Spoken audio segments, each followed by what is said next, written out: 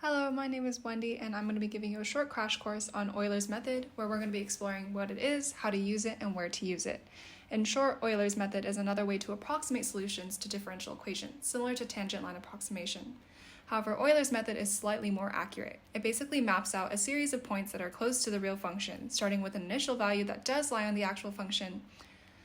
It accomplishes this by utilizing the same concept of tangential lines, except it uses multiple lines which builds off of each other to get a more accurate result. That was a little bit confusing in words, so let's try to visualize this. I have this graph right here, just a little simple representation, and we're going to draw a tangent line starting from the initial point. Our initial point is going to be represented by this point right here, which is under x0. Now we're going to plot the next point by drawing a tangent line and plotting it on the next x value, which is represented right here.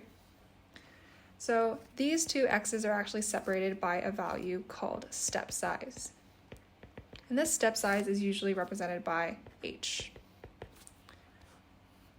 So we're going to continue this process just by repeating it with the same new points that we just plotted. We're just going to be drawing tangent lines from those points, and we're going to continue drawing these until we reach our desired solution.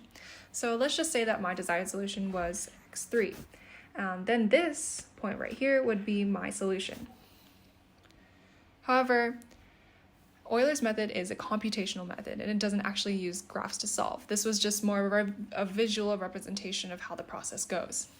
It usually uses a simple equation to solve for each step. This equation is yn is equal to yn minus 1 plus h times f prime of xn minus 1 comma yn minus 1. This looks pretty intimidating, and it looks a little bit confusing. However, let's just break this down and how exactly this equation was derived. So, first things first, let's ignore the equation. We're going to ignore it, and we're going to look solely on this. So, we're basically going to be trying to find this next point right here, right? So each step, we're just going to be trying to find this point right here from this point. So let's just draw a little slope triangle from our 2 points. So this slope triangle, we're going to just fill in the little points. And so h is going to be our step size, of course, because this is the difference between the 2 points. And then the height, we actually don't know the difference in height. That is going to be a question mark because we don't actually know. So how are we going to find this height? If we're trying to solve for the next point, we're going to need to at least add that new height to the old height, right?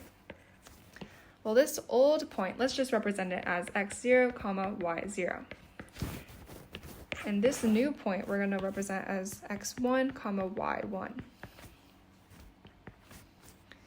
So in order to find y1, we're going to need to add this question mark to this old height, right? So y1 is equal to this old height, which is y0, plus this question mark that we actually don't know what it is. So where do we find this question mark? How can we find this question mark? Using some basic skills that we've learned in math, we can remember that this slope, or this tangent line slope, is actually equal to, the question is actually equal to rise over run. And rise is going to be our question mark over run, which is our h, or step size, which is equal to this function's tangent slope at x0. So you can kind of see where these numbers are coming from now in this equation. So again, we're going to use this, and we're going to solve for that question mark. This question mark is actually equal to h times f prime of x naught. Now let's see this in comparison with this new equation. Because if we plug this question mark into here, we're actually going to get y1 is equal to y0 plus h times f prime of x0. So we can actually see the resemblance now, because y1, n is equal to 1. y1 is equal to y1 minus 1, which is 0, plus h times f prime of x0. But where's this y, x0, y0 thing coming from? So this is actually a different representation of how derivative equations are expressed, because we usually see it in f of x or f prime of x or f prime of y. However, this is just a different way that encompasses an equation or derivative equations that have x and y both as variables inside the equation. For instance, y prime is equal to x plus y. So basically it's going to use the same ways, it's just the same concept, it's written a little bit differently, and we're going to need to plug in both variables in order to solve for y prime. So now that we have that out of the way and we figured out how exactly this equation came to be, as you can see, this represented one step. This was just the next point. So we're going to continue doing this for each point and each point until we reach our solution. Now that we figured out how we got this equation, we're going to try to, now we can see exactly what conditions need to be met in order to properly do Euler's method. So from this equation that we can see, we need at least an initial point, because if we don't have this initial point, we won't be able to go off of anything to build that tangent line upon. So that is one of the conditions that we need. We need an initial point or condition. The second thing that we see is that we have this f prime solution. This means that we're going to need the first derivative equation in order to solve this.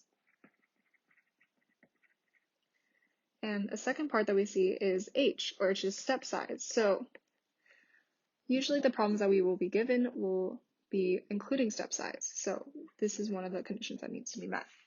So these are the three conditions that we're going to need in order to do Euler's method. Now let's try to apply this to a real equation. I have this example right here, and we're going to try to do it with the equation that we just learned, in process that we just learned. So example 1, given that dy over dx is equal to x plus 2 and y of 0 is equal to 3, approximate y of 1 with a step size of 0.5. We're going to start this off by first establishing a quick little table to just organize our information a little bit better, and so we can make sure that we have a clear grasp of exactly what the process is. So I'm going to actually add this n variable here, which is going to represent what step number we're on. This is going to sound a little bit confusing, but once we finish this problem, you'll see exactly why I'm doing this. So in this problem, we are given we're already given a step size. So this problem actually has all of the three conditions met. This gives us a derivative equation, a initial condition, and a step size of 0.5. So with the step size, we're going to be moving from 0 to 1. And 0.5 fits from 0 to 1 2 times. So we know that we're only going to we're going to do 2 steps. So I'm going to write that out. So we're going to do 2 steps. Our first step is going to be writing out the initial. So for step number 0, that is going to be our initial condition, which is 0, 3. And now we're going to use our Euler's method equation to solve for step number 1. So x of 1 is equal to what? So x of 1 is just going to be equal to x of 0 plus the step size, because each time we're only moving up by the same amount, which is the step size. So that is actually going to be x of 1 is equal to 0, which is x of 0, plus 0.5. That is just 0.5. So we're going to write that in. And now we're going to solve for y of 1. This is the equation that we just solved for. So just a little refresher, y of 1 is equal to y of 0 plus h times f prime of x of 0. So now that we have this equation, we're going to plug in all the variables that we know, and we're going to solve. So y of 1 is equal to y of 0, which is 3, plus h, which is the step size, which is 0.5, times f prime of x of 0, which is 0. So now what is f prime of 0? Since we're given the derivative equation, we can actually solve that. So f prime of x is equal to x plus 2. So f prime of 0 is equal to 0 plus 2. This means that f prime of 0 is equal to 2. Now we're going to plug that right back into that equation, and we're going to get 3 plus 0.5 times 2. This is also equal to 4. So now that we have this solution, we know that y1 is equal to 4. Now we're going to move on to the next step, which is finding step number 2, which is also equal to, which is also means that we're going to find x of 2 and y of 2. So x of 2 is just x of 1 plus h. So x of 1 is equal to 0.5 plus 0.5, which is the step size, which is equal to 1. So our next step is 1. And now we're going to solve for y of 2, which is equal to y of 1 plus h times f prime of x of 1. And we're going to plug in our known values. So y of 2 is equal to, what is y1? y1 is, we just solved for, which is 4, plus 0.5, which is the step size, times f prime of x1, which is 0.5. So we're going to solve for f prime of 0.5, and we're going to get 0.5 plus 2, which is also equal to 2.5.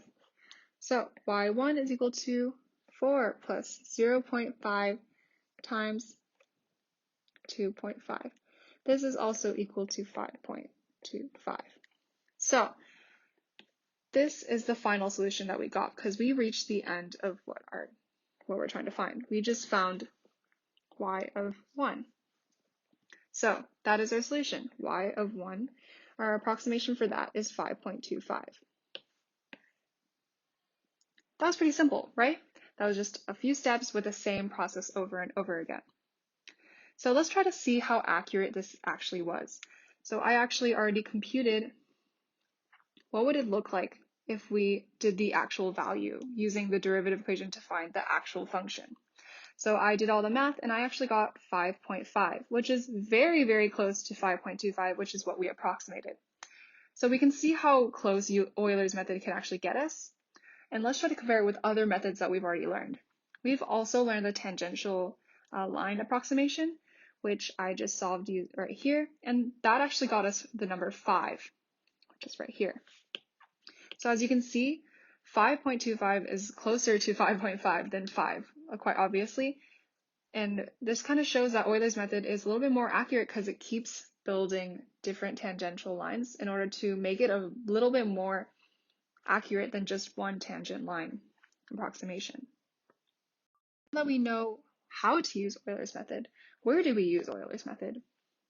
So Euler's method seems kind of useless at first because you're looking at the example that I just gave you and you're like, why can't we just solve it like you did over here and just get the actual value instead of approximation? Wouldn't it be better to find the actual value? Well, Euler's method is typically used for equations that are more complex, where you can't actually find the antiderivative very easily. So since this example was very simple, we could have found it very easily, but with more complicated equations, using Euler's method to find an approximation is a little bit easier and a lot more simple than trying to find the antiderivative and trying to compute it that way. If you have any more questions, I do have a notes section on this website, which will give a more in-depth explanation along with more examples, as well as more information from this video. If you want some practice, I have a practice section which has a couple of questions that you can just practice, and I also provided answers, solutions, and explanations for each of the questions. Thank you for watching, and I hope that this video helped.